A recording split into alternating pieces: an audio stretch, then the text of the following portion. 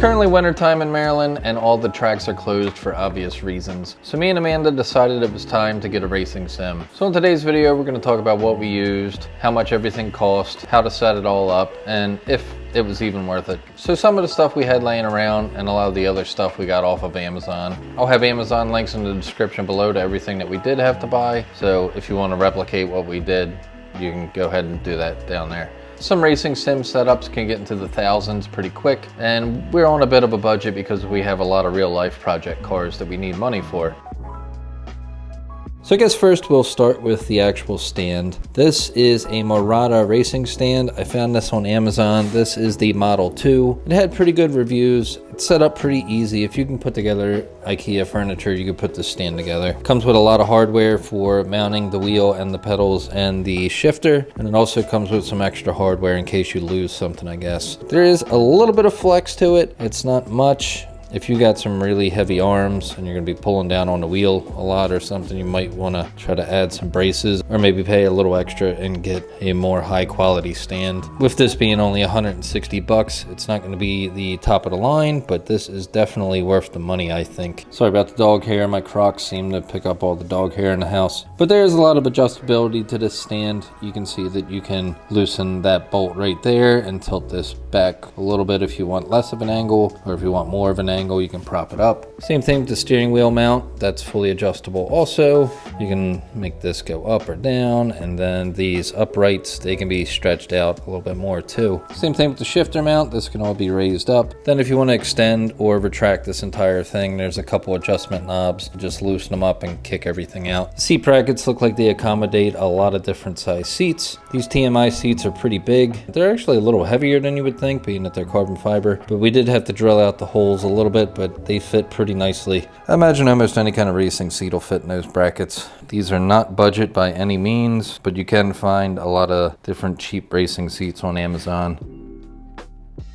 Next, we'll talk about the wheel that we went with. This is the Logitech G923. This is the upgraded version of the G920, which seemed to be the standard of pretty much every budget sim setup. I wound up getting a shifter also. This is Logitech's basic shifter. The 923 kind of had mixed reviews, but I think a lot of it was because it's a little pain to set up. Out of the box with Horizon 5, this thing did not do very well. It wound up rocking back and forth a lot, but with the settings that I got now, I think I got it to where I really like it, and you can drift with this thing pretty nicely. With the 923, the brake pedal is also a big improvement over the older model. The brake pedal feels a lot stiffer than the one on the 920. Also, the 920s were sold out pretty much everywhere. I was able to find a 923 on Amazon. It took about a week to show up, but I really like it so far. From what I was reading, it'll be even better on a PC setup if we ever upgrade a little bit, which we probably will at some point, because it seems like Assetto Corsa is not very good on Xbox, at least with a wheel setup, so we're probably going to go PC at some point. Briefly considered getting a 920 used, but it seemed like a lot of them were beat up and were dirty and had dog hair on them, kind of like the one that I have now. So instead of risking having one that had like burnt out gears or something, we just went ahead and paid the money. This was $399. The shifter was about 60 bucks. So overall, not too bad for the entire thing. The pedals and the steering wheel are as one package, and the shifter was the only thing we had to buy separate. One of the bad parts with the 923 though is that it doesn't seem like there's a plug and play handbrake setup. I know there's a few if you have PC, but with the Xbox, it doesn't seem like you can use an Xbox One and the 923 and a handbrake from what I've seen. With the 920, it seemed like there was a plug and play one, but I don't know. We'll need to figure that out a little bit later, I guess. One thing we did do in the meantime is remap this shifter paddle to be the handbrake. You can do that in the controller settings. It's pretty easy to do and it does work. It just sucks if you're at full lock and then you're trying to initiate. This only works if you're going straight and then initiate and then kind of drift, if you know what I mean.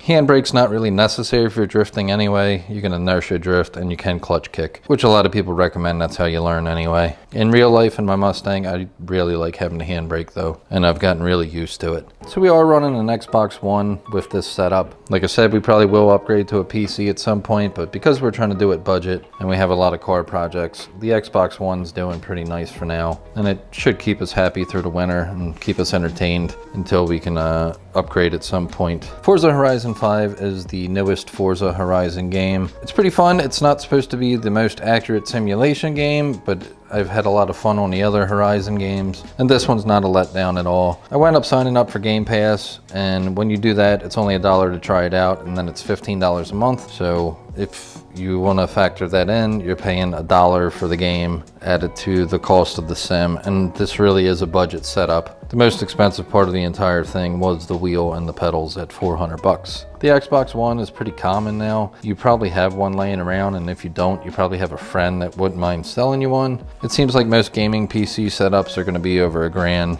but I really need to do some more research with that in the future. But for now, this is all working pretty nice, and I like it. The TV that we're using is just an old TV. You probably got an old TV laying around, and then the TV stand is just an old desk that we had laying around. I think I bought this from IKEA like 8 years ago or something. You can see that it's got a little bit of wear and patina from me sitting beer cans on it, I guess. So one downside with the Xbox over like the Xbox Series X or whatever the newest one is that this did take forever to update, and sometimes it takes a while to load between screens, but it's not that annoying. I think it's just because this is a 7-year-old Xbox. The newer ones are going to be quicker, and the game was pretty big. I think it was like 100 gigs or something crazy, so that did take about 5 hours to download.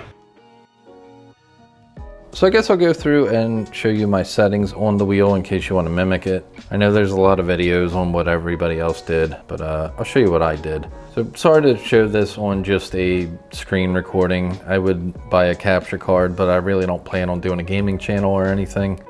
To change the wheel settings, you go into settings, and then you can go through and go to advanced controls. And this is where you basically tweak all the steering wheel settings. On vibration, I had that off. The vibration seemed a little annoying, so that's off. Steering axis dead zones, I wound up changing this to 40 out of 100. The default is 100. It seemed to make the steering really slow. I'm used to having quick steering because I have the angle kit on the Mustang. So setting this at 40 makes everything a lot quicker to steer. It makes it a little less lifelike for doing little tweaks here and there when you're steering, but that's fine. I would rather just have the quick steering for trying to drift. Steering linearity, we have this turned down a little bit. All the dead zones for the acceleration and brakes and clutch are pretty much the defaults. I did change this a little bit because I have a tendency to sit on the clutch a little bit. I tweaked that dead zone on that. It basically makes the first like ½ inch a dead spot. It means your clutch won't disengage if you're resting your foot on the clutch.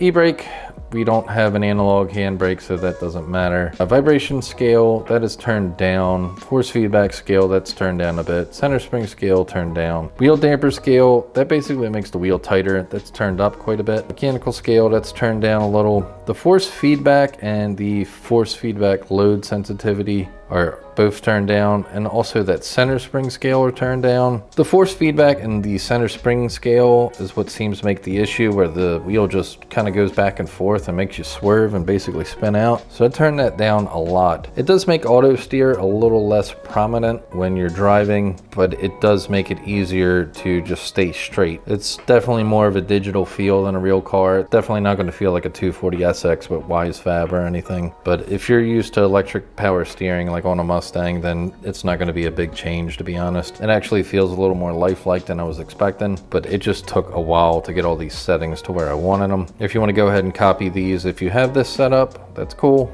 do it. This should help you out a little bit. Off-road feel scale, I also turn that down because when you're driving off-road, this wheel will just rock you to death, and it's, I don't know, it's noisy and annoying, so just turn that down. Yeah, that's pretty much all of them. Like I said, with the controls, you can remap your right trigger to be a handbrake. Difficulty is where you want to set this up for your shifter and all that. We got it on average difficulty because I don't want to have to struggle too much. Braking, I left the anti-lock on because the digital pedal does make it a lot more prone to just locking up. So we did keep ABS on. Steering, we kept that on standard. Simulation and standard are pretty similar, but it seems like standard gives you a little more of a buffer and makes it a little easier to stay straight, I feel. So I did keep that on standard. Traction control off and stability control off because we're trying to drift here. Manual with clutch, driving line. I probably don't need that, but I've been keeping that on just because I'm getting used to playing with a wheel. And